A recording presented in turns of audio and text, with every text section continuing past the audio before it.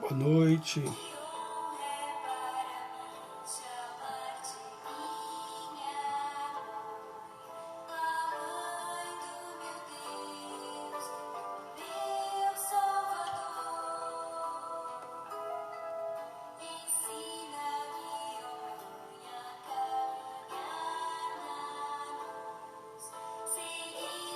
Passos de Jesus, aquele que tudo criou, te escolheu, você não vacilou, trouxe ao mundo o autor da vida, te nascer. Jesus, ensina-me a dizer sim e aceitar os planos do Senhor. Ó Mãe querida, estará exemplo de amor.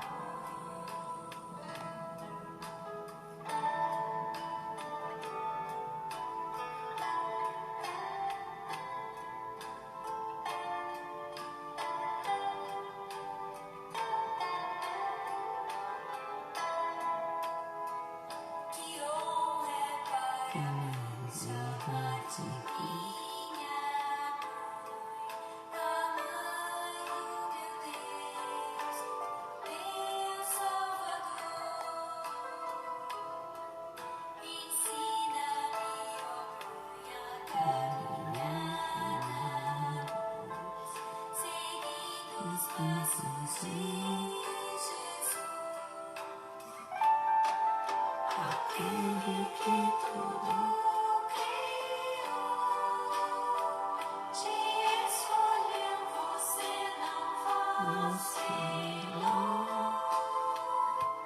trouxe ao mundo o autor da vida, te nascer, Jesus. Ensina-me a dizer sim e aceitar os planos do Senhor. Vamos ver se entra mais alguém.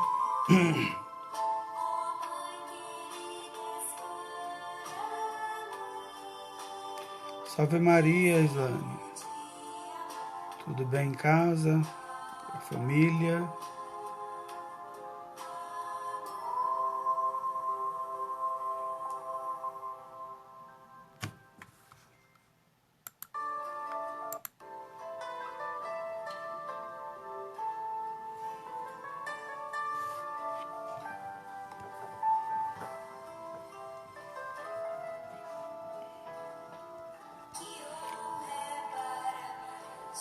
Que bom.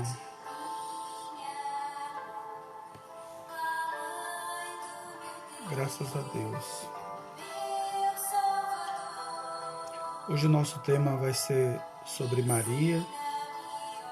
Amanhã começamos o mês de outubro, que é um mês mariano também. E aí nós vamos falar um pouco de Nossa Senhora. Também hoje encerrando o mês da Bíblia. Estão me ouvindo direitinho? Acena aí para mim.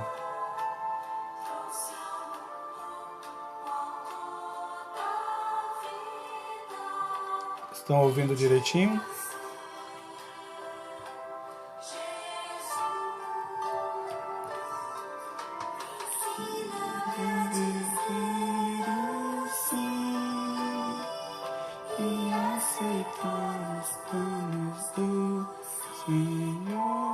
O pessoal está ouvindo direitinho ou não?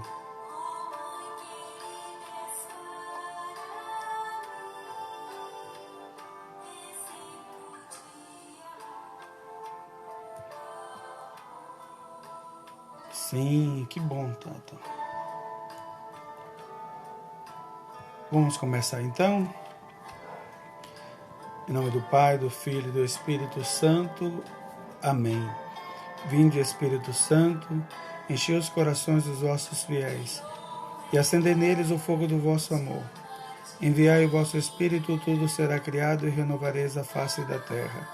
Oremos. Ó Deus, que instruístes os corações dos vossos fiéis com a luz do Espírito Santo, fazei que apreciemos certamente todas as coisas, segundo o mesmo Espírito, e gozemos sempre da sua consolação. Por Cristo Senhor nosso. Amém. Estamos reunidos em nome do Pai, do Filho e do Espírito Santo. Amém. Pois bem, queridos irmãos e irmãs, hoje o tema que nós vamos abordar é sobre um tema muito legal, o tema de Nossa Senhora, que é Mãe de Deus, Theotokos, né? Mãe de Deus. Primeiramente, eu começo aqui com uma pergunta, né, para cada uma de vocês, principalmente para você que é mãe. O ser mãe é uma graça inigualável. É algo inexplicável, se você for analisar bem. O poder de, através de um dom tão sublime, você ter uma vida sendo criada e gerada dentro de si. É uma coisa fantástica. A mulher é o ser mais precioso que Deus colocou na face da terra. Porque é através dela, do ser mulher, que Deus cria outros seres humanos.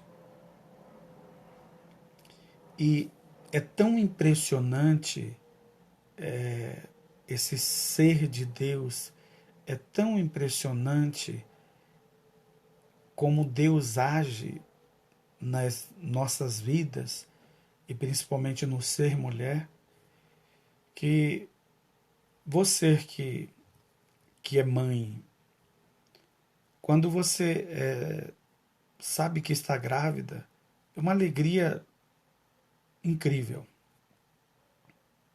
para a maioria das mulheres, pelo menos. E aí, a primeira coisa que você faz para ter assim uma confirmação, uma pequena confirmação, é o exame de farmácia, né? Você vai na farmácia, compra o exame e faz ali aquele teste, né? O teste de farmácia. E aí aparece lá dizendo que você está grávida. É você que quer ter a confirmação. Você vai fazer o exame de sangue para saber se você está grávida ou não. Aí você faz o beta-HCG, né, o HCG. Enfim, você fica sabendo que você está grávida, mais uma confirmação. Aí a partir daí você começa a fazer o pré-natal e vai se preparando, e depois de um mês e meio, né, o médico pede um ultrassom. E você faz o ultrassom, impressionante, né? O que nós vemos lá no ultrassom? Nós vemos um grãozinho, né, que basicamente, para ver só com o microscópio, mas o ultrassom ele consegue ir lá e ver aquele grãozinho. Mas não aparece braço, não aparece perna, não aparece as mãos, os pés, a cabeça. Não aparece nada disso. Incrível. Escreva aí qual é a primeira coisa que você vê no ultrassom, mãe. Pode escrever aí embaixo. Eu espero. Tem aí. Fala para mim. Qual a primeira coisa que você vê no ultrassom? Isso, Islane. O coração. Exatamente. Nós vemos o coração. O pai vê o coração, a mãe vê o coração.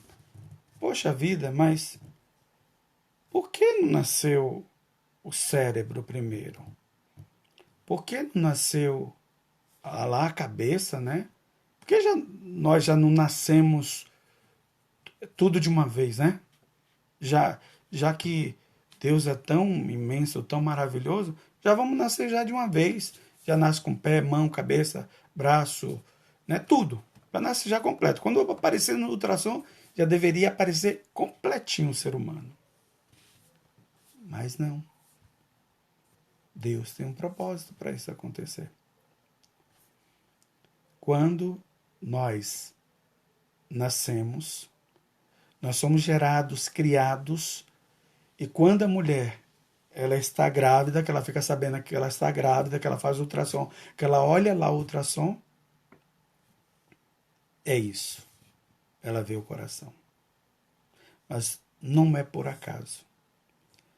Ela vê o coração justamente para mostrar o tamanho do amor que Deus tem por cada ser humano. Nós nascemos justamente de um coração. É de um coração que Deus nos cria para mostrar o tamanho do amor que Ele tem por nós. O imenso amor que Ele tem por você, meu irmão, por você, minha irmã. Como Deus nos ama com um amor sem fim. Como Deus nos ama com amor sem fim. E por isso que eu ser mulher, ou você mulher, quando você tem essa mágica que acontece na sua vida, de dar a luz a um ser humano, é maravilhoso, é sublime. E aí, a história do Theotokos, a história da Mãe de Deus, começa aqui.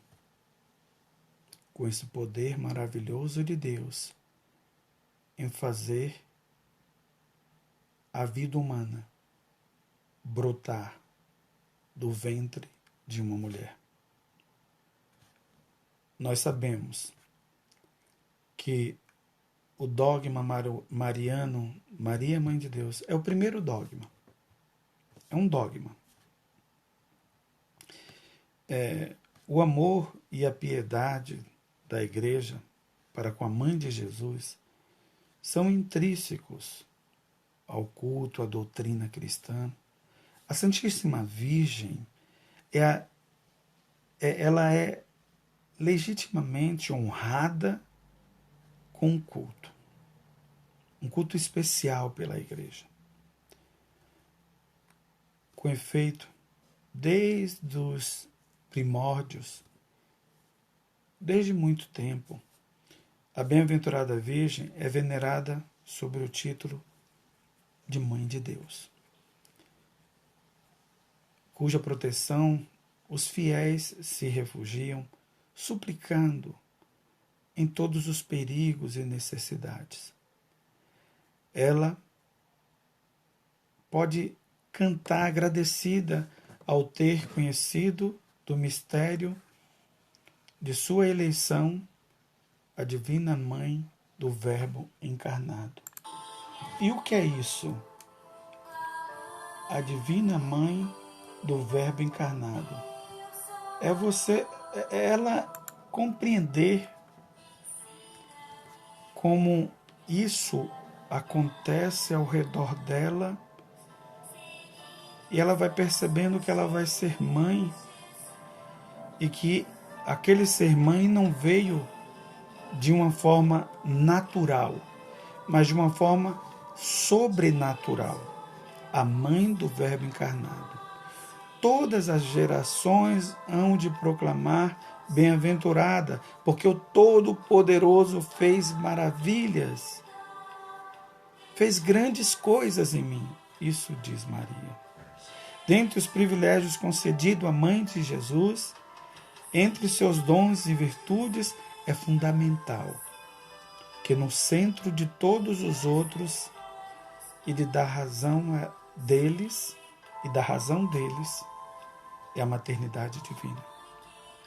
Maria Santíssima é verdadeiramente mãe de Deus, porque ela gerou e deu à luz a Cristo Jesus, que é verdadeiramente Deus e verdadeiramente homem.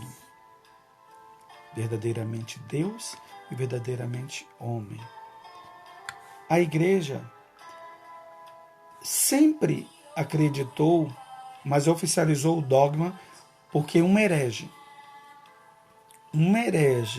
chamado Nestório, que era patriarca de Constantinopla, defendia que Cristo não seria uma pessoa única, mas que nele, Jesus Cristo, haveria uma natureza humana e uma divina, distintas uma da outra. Há esse nome na teologia, quando nós unimos a natureza humana com a natureza divina, nós chamamos de união hipostática. União hipostática. Jesus é uma única pessoa com duas naturezas, a natureza humana e a natureza divina. E esse Nestório, ele dizia justamente o contrário, que por isso, por consequência de Jesus ter as duas naturezas distintas uma da outra, Nestório negava o ensinamento tradicional de que a Virgem pudesse ser a mãe de Deus, que em grego quer dizer Theotokos, mas que, portanto, ela seria somente a mãe de Cristo, para restringir o seu papel como mãe apenas da natureza de Cristo. Ou seja, essa natureza de Cristo seria a natureza humana e não a natureza divina. E os adversários de Nestório, liderados por São Cirilo, patriarca de Alexandria, consideravam isso inaceitável, pois Nestório estava destruindo a união perfeita e inseparável da natureza divina e humana de Jesus Cristo. Diante dessa situação, foi convocado o Concílio de Éfeso, realizado em 431, na Igreja de Maria, em Éfeso, na Ásia Menor. E aí foi aberto o concílio, denunciou os ensinamentos de Nestório como errôneos e decretou que Jesus era apenas uma pessoa e não duas pessoas distintas, E Deus completou, e o homem ele era um Deus completo e um homem completo, menos no pecado. Mas Jesus tinha as duas naturezas, humana e divina. Então a discussão era justamente essa. Nestório queria provar que Jesus só tinha a natureza humana. E aí dizia que, como Maria ela era mãe só do humano Jesus, então ela não era a mãe de Deus. Mas aí São Cirilo, ele vai e demonstra e prova, porque ela concebeu e deu à luz a Deus como um homem. O Papa São Clemente I definiu o Concílio de Éfeso. Se alguém não confessar que o Emanuel, que é o Cristo, é verdadeiramente Deus e que, portanto, a Santíssima Virgem é a mãe de Deus, porque ela pariu segundo a carne ao Verbo de Deus feito carne, ou seja, o Verbo se fez carne e habitou entre nós. Se alguém não confessar isso, que o Verbo de Deus se fez carne e habitou entre nós, que a Santíssima Virgem é mãe de Deus, porque ela pariu segundo a carne, o Verbo de Deus feito carne, seja anátema. Seja anátema. Seja anátema. Ou seja, que desça a maldição divina, que seja condenado à destruição essa pessoa que não considerar que Maria é a mãe de Deus. Anátema. Em primeiro lugar, está dito inúmeras vezes no Evangelho que a Virgem Maria, ela concebeu, a Virgem Maria foi mãe de Jesus Cristo. Por isso ela é a mãe do Senhor. Isso é, ela é a mãe de Deus encarnado. De onde há de vir que a mãe do meu Senhor venha me visitar? Lucas 1,43. De onde há de vir que a mãe do meu Senhor venha me visitar? Já está lá no Evangelho de Lucas. A mãe do meu Senhor. Essa foi as palavras de Santa Isabel na visitação de Maria. Essas foram as palavras de Santa Isabel. De onde há de vir que a mãe do meu Senhor venha me visitar? É muito bonito quando a gente entende isso. Mãe do meu Senhor quer dizer mãe de Deus. Quer dizer, aquela que ora que Jesus é como Deus e é Deus verdadeiramente. Maria necessariamente é a mãe de Deus. Foi isso que proclamou Santa Isabel. Evidentemente, sendo um Deus eterno. É claro que Nossa Senhora não pode ter gerado Deus na eternidade. Não. Nossa Senhora, ela não gerou Deus na eternidade. Maria não é a mãe do Verbo de Deus quanto à sua origem divina, procedente e gerado pelo Pai desde toda a eternidade. Ela é a mãe do Filho de Deus encarnado no tempo. É a mãe do Filho de Deus feito homem. Cristo tinha duas naturezas, mas tinha uma só pessoa, a do Filho de Deus. Dizer que a Virgem Mãe foi só mãe de Jesus, mas não mãe de Deus, é atribuir duas pessoas a Cristo. Toda mãe gera apenas o nosso corpo e não nossa alma. Toda mãe gera apenas o nosso corpo e não nossa alma. Mas a mãe de alguém é mãe da pessoa inteira. Não é mãe de uma pessoa dividida. Se alguém lhe dissesse que sua mãe, por não ter gerado sua alma, criada por Deus, não é sua mãe, estaria dizendo algo contra a razão, algo que não pertence à nossa humanidade. É insano imaginar uma coisa dessa, porque ela é mãe da pessoa, ela é a mãe da pessoa toda. Do mesmo modo, Maria, tendo sido mãe de Jesus Cristo, cuja pessoa é a segunda pessoa da Santíssima Trindade, ela é mãe de Deus. Por isso, os santos da igreja sempre perceberam que Quem negava a maternidade divina de Maria estava, no fundo, querendo negar a divindade e a humanidade de Jesus. Estavam separando Jesus em duas pessoas. Como que pode você dividir o Cristo, dividir Jesus, colocar duas pessoas em Jesus?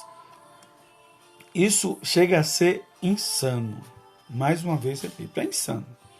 Então, Theotokos, Mãe de Deus, cada vez mais que recitamos a Ave Maria, dirigindo-nos à Virgem, este título,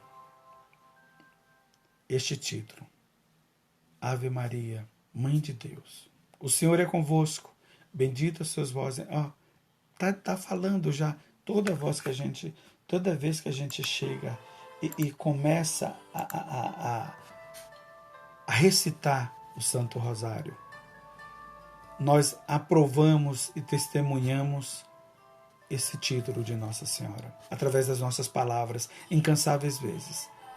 O título, este aprovado pela própria Mãe, nas suas aparições de Nossa Senhora, quando nos pede para rezar o Santo Terço.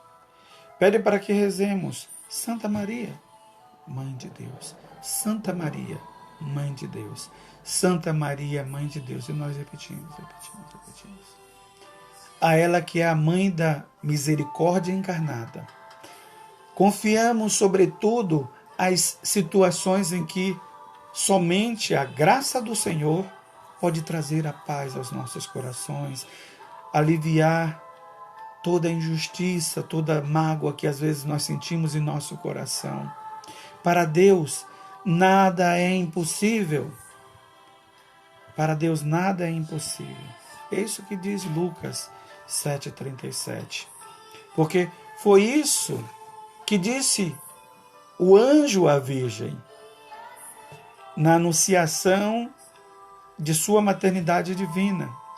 O anjo disse à Virgem: para Deus nada é impossível. Então, para você, minha irmã, que tem o grande desejo, o enorme desejo de ser mãe, que seja concebida essa graça na sua vida, porque, segundo o anjo, na anunciação, quando Maria chegou a duvidar, como isso pode me acontecer se eu não conheço homem algum? O Espírito do Senhor, a sombra do Altíssimo lhe cobrirá. Porque para Deus nada é impossível. Então acredite nesse trecho de Lucas 7,37. Para Deus nada é impossível. Que toda a graça, toda a bênção seja derramada na tua vida nesta noite. E que seja feita essa vontade, o desejo de ser mãe. A vontade maravilhosa de dar vida, de gerar vida. Como a bem-aventurada, a Mãe de Deus, que chegou a duvidar como aquilo poderia acontecer com ela se ela era virgem. Só podia acontecer por obra do Espírito Santo. Que o Divino Espírito Santo desça sobre você nesta noite e que seja derramado todas as graças necessárias para essa concepção. Seja derramado todas as graças necessárias para essa concepção. E aí São João Paulo II, amém? Amém? E aí São João Paulo II, ele vem explicar que Maria, a Mãe de Deus, quando nós contemplamos o mistério do nascimento do Salvador, tem elevado esse mistério.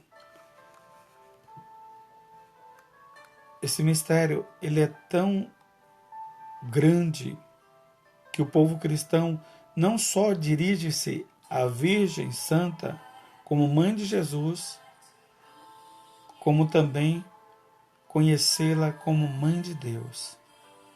Essa verdade foi aprofundada e compreendida como pertencente ao patrimônio da fé da igreja.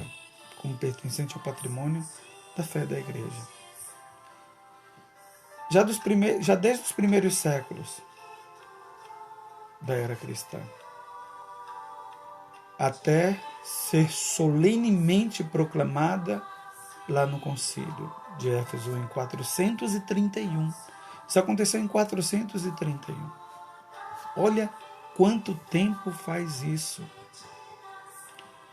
Na primeira comunidade cristã, enquanto crescia entre os discípulos a consciência de que Jesus era Filho de Deus, resulta bem mais claro que Maria é o Theotokos, a Mãe de Deus. Trata-se de um título que não aparece explicitamente nos textos evangélicos. Embora eles recordem a Mãe de Jesus, afirmem que ele é Deus, isso em João 20, 28, né? Isso também em João 5,18 nós podemos conferir. E todo caso, Maria é apresentada como Mãe do Emanuel. Mãe do Emanuel, que significa Deus conosco. Mãe do Emanuel, o Deus conosco. Mateus 1, 22 a 23. Pode ir lá dar uma olhadinha. A Mãe do Emanuel, o Deus conosco. Então, nesse mesmo século, século III, como se deduz de um antigo testemunho escrito, os cristãos do Egito dirigiam-se a Maria com esta oração: sobre a vossa proteção procuramos refúgio, Santa Mãe de Deus. Não desprezeis as súplicas de nós, que estamos na prova, e livrai-nos de todo perigo, ó Virgem gloriosa e bendita. Esse mesmo trecho está na liturgia das horas. Sobre a vossa proteção procuramos refúgio, Santa Mãe de Deus. Não desprezeis as súplicas de nós, que estamos na prova, e livrai-nos de todo perigo, ó Virgem gloriosa e bendita. Neste Antigo Testemunho, a expressão Theotokos, Mãe de Deus, aparece pela primeira vez de forma explícita.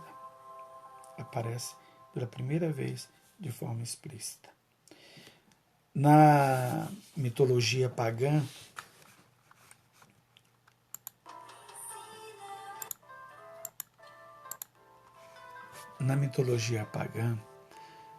acontecia com frequência que alguma deusa fosse apresentada como mãe de um deus. Isso na mitologia, tá, gente? Então, Zeus, por exemplo, que na mitologia é o Deus Supremo, tinha por mãe a deusa Reia.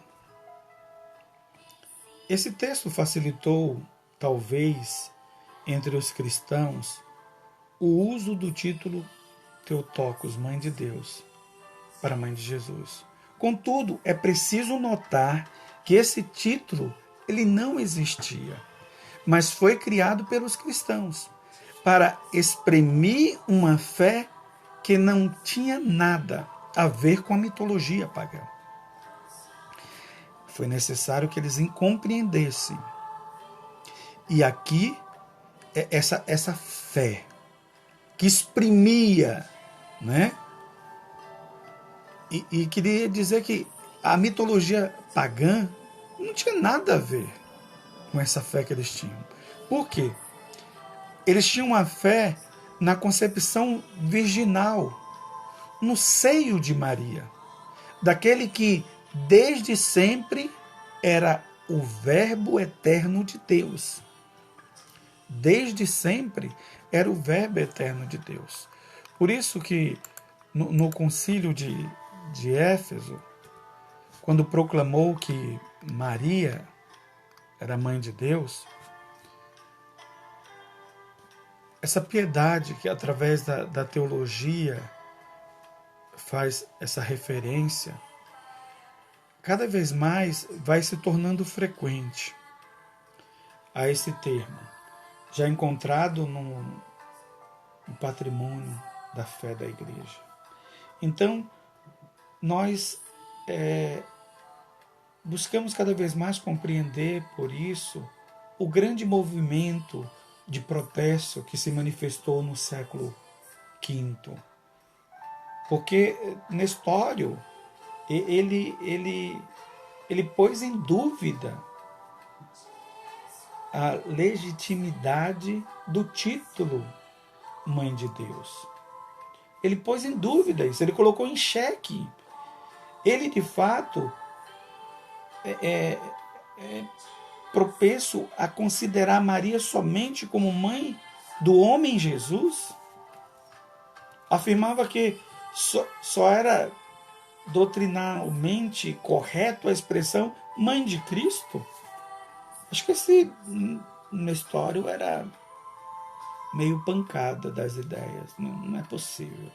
E aí Nestório era induzido a esse erro pela sua dificuldade, né? Por isso que eu falo que parece que ele era meio pancada, porque ele tinha essa dificuldade de admitir a unidade da pessoa de Cristo. E pela interpretação errônea que ele tinha da distinção entre as pessoas da Santíssima Trindade. Ele não sabia distinguir entre as pessoas, essas duas naturezas de Jesus em uma única pessoa, a divina e a humana, a natureza divina, a natureza humana. A natureza divina e a natureza humana estavam presentes em Jesus Cristo. Então, Nestório, olha, ele ficou insistindo nessa tese. Então, o Concílio de Éfeso, ele condenou as teses de Nestório, afirmando, porque Nestório afirmava essa subsistência da natureza divina e da natureza humana em uma única pessoa do Filho. Mas aí não, a igreja veio, São Cirilo, gente boa, foi lá, arrasou, acabou com Nestório. Uma explanação tão maravilhosa, tão bela. Por isso que eu estou cantando aqui direto aqui, essa música está tocando direto aqui. Que bom, que maravilhoso, é bom chamar de minha mãe, a mãe do meu Deus, do meu Salvador. Olha, que honra. É uma honra muito grande você, eu, chamarmos a mãe do meu Deus de minha mãe. A mãe do meu Salvador, de minha mãe. E aí, vê esse fanfarrão aí do Nestório e... dá licença, Nestório. Então, ele tinha essa grande dificuldade. E criava lá objeções, apresentando um monte de critérios para considerar que Jesus tinha duas naturezas e que as naturezas não eram separadas. Então, por essa ocasião, teve essa grande reflexão, que a reflexão foi útil, a fim de compreendermos e interpretarmos de modo correto esse título. Então, foi bom para trazermos em si que Jesus era verdadeiramente homem e verdadeiramente Deus. A igreja, por seu lado, ela reconhece a garantia da realidade da encarnação. Porque, como afirma Santo Agostinho, se a mãe fosse fictícia, seria fictícia também a carne. Por quê? Fictícia também seria as cicatrizes da ressurreição de Jesus. Por que Santo Agostinho diz isso? Porque Nestório, ele queria dizer que, como Jesus tinha essas duas naturezas em separado, Maria não era mãe de Deus, Maria era a mãe do Jesus humano. Então, Santo Agostinho vem dizer, se a mãe era fictícia, que não existia a mãe de Deus, mas era a mãe do Jesus humano, então também seria fictícia a carne de Jesus. Então também seria fictícia as cicatrizes da ressurreição de Jesus, né? Por outro lado, a igreja também contempla com admiração e celebra com veneração a imensa grandeza conferida a Maria por aquele que quis ser seu filho. Jesus quis ser o filho da Virgem Maria. A expressão mãe de Deus nos remete ao verbo de Deus, que na encarnação, quando existe a encarnação do verbo, que esse verbo ele se fez carne, que ele assumiu a humanidade da condição humana para elevar o homem à filiação divina. Ele quis nos elevar à filiação divina. Foi por Jesus Cristo que nós nos tornamos filhos de Deus. Mas esse título, à luz da dignidade sublima conferida à Virgem de Nazaré, proclama também a nobreza da mulher, a sua altíssima vocação de ser mãe. Com efeito, né, Maria, ela tem essa vocação maravilhosa de ser a mãe, porque Deus trata Maria como uma pessoa livre e responsável. Não realiza a encarnação de seu filho senão depois de ter obtido o seu consentimento. Maria não foi forçada a ser mãe do Salvador, mas ela consentiu, ela permitiu que Jesus fosse seu filho. E Jesus escolheu Maria como mãe por obra do Espírito Santo. Seguindo o exemplo dos antigos cristãos do Egito, os fiéis entregavam-se àquela que, sendo mãe de Deus, pôde obter do Divino Filho as graças da libertação dos perigos e da salvação eterna. Então, por isso que eles pediam na oração para que Nossa Senhora livrasse cada um deles do perigo. Então, eles acreditavam nisso. Eles acreditavam nisso. Então, é muito bonito quando a gente entende quem é Maria. Muito bonito quando a gente entende que Maria é a mãe do Salvador. E agora, olhando para o catecismo da igreja, nós vemos toda a contemplação que nós temos pela Virgem Maria.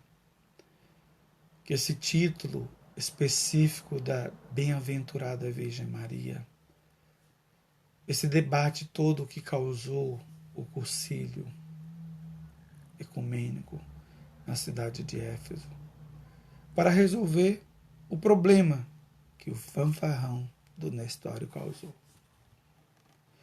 Então, os dois argumentos foram apresentados.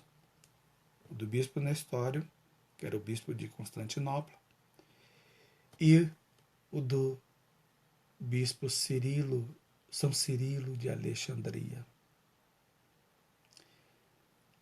Quando São Cirilo apresenta, porque Nestório ele estava insistindo, porque ele acreditava firmemente que Maria deveria ser chamada Christotokos, portadora de Cristo. Christotokos. Ela era portadora de Cristo. Nestório usava uma linguagem que indicava que havia duas pessoas separadas. Ali. Duas pessoas separadas, reunidas em Jesus Cristo.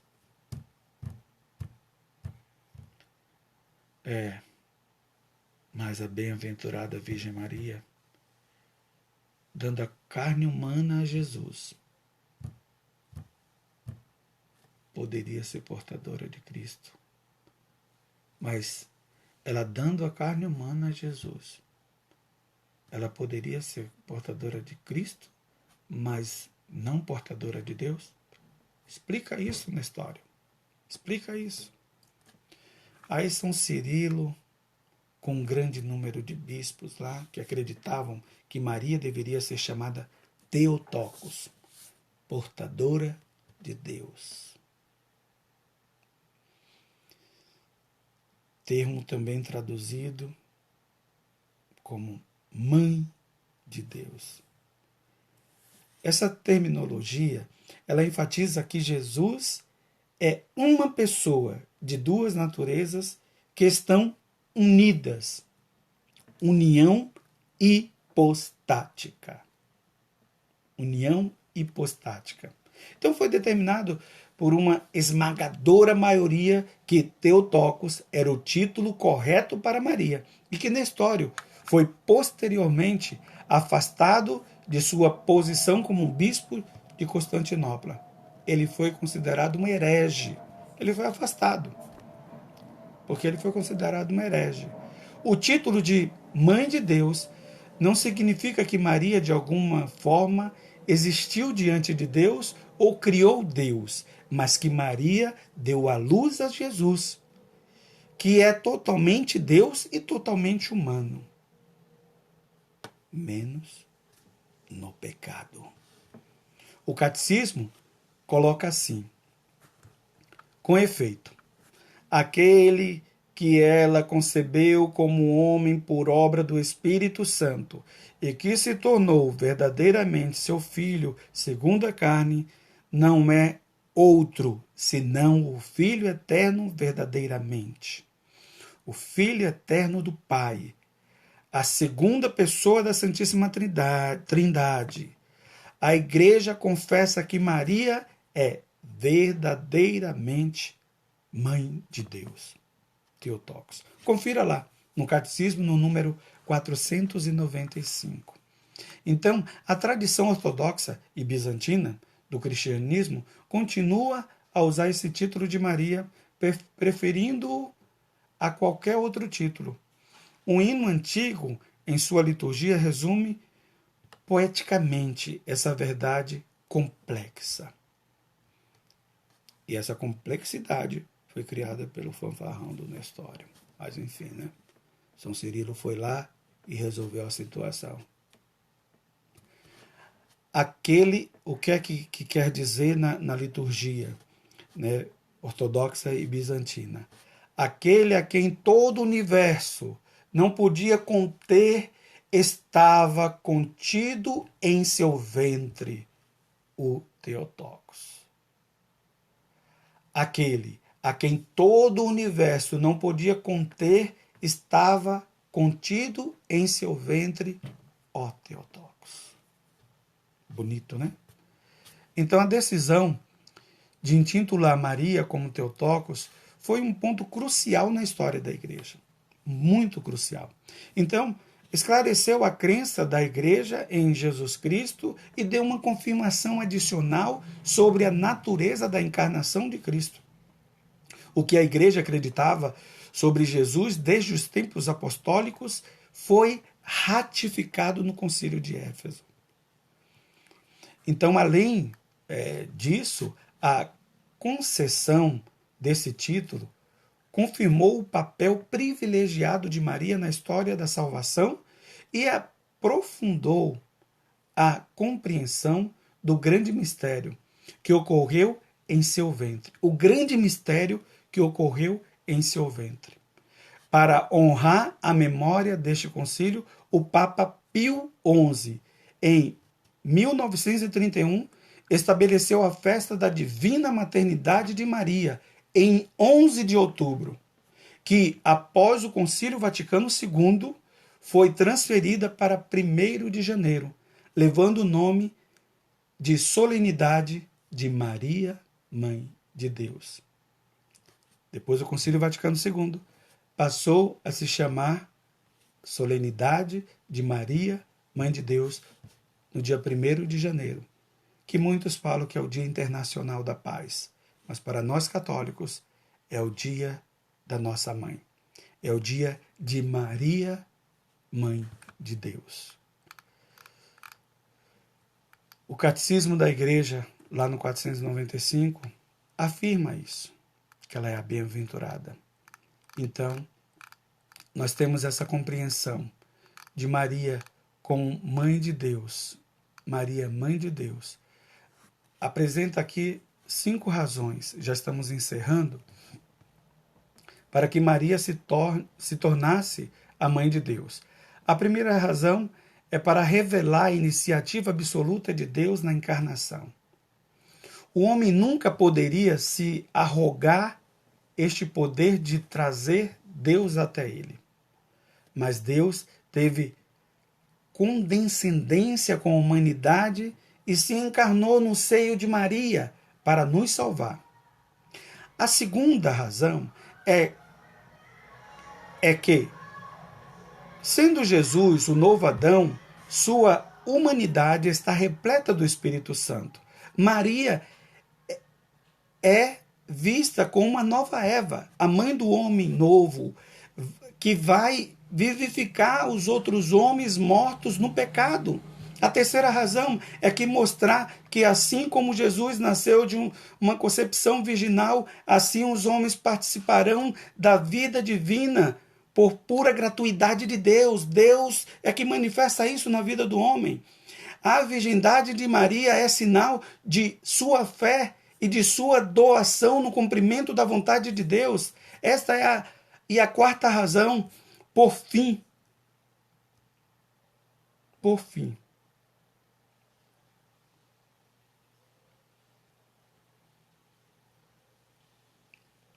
nós colocamos aqui a quinta razão. É que a maternidade de Maria é um símbolo da maternidade da igreja. A igreja é chamada na sua fé e doação a gerar novos filhos de Deus pela pregação e pelos seus sacramentos. Nós somos todos agraciados por essa grande bênção de ser filhos de Deus, de ser filhos da Virgem, de chamar Maria de mãe. Chamar Maria de mãe. Meu irmão, nós temos essa grande graça. Por isso que nós vamos dizer assim, que Maria, ela é,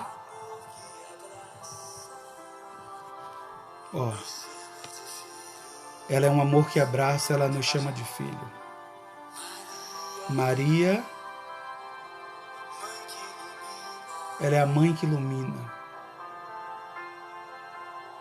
cada um de nós, os nossos caminhos, as nossas estradas. Ela nos protege e nos livra também do mal. Ela é aquela que pisa na cabeça da serpente. É Nossa Senhora, a Mãe de Deus. Por isso que nós vamos cantar assim.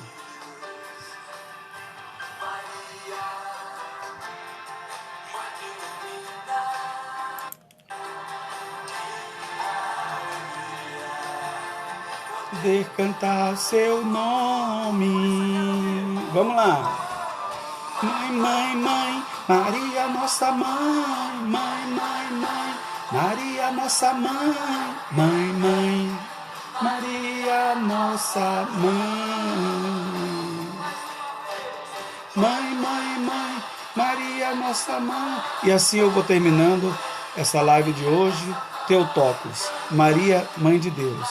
Que Nossa Senhora, a Mãe da Igreja, a Mãe de Jesus Cristo, te abençoe.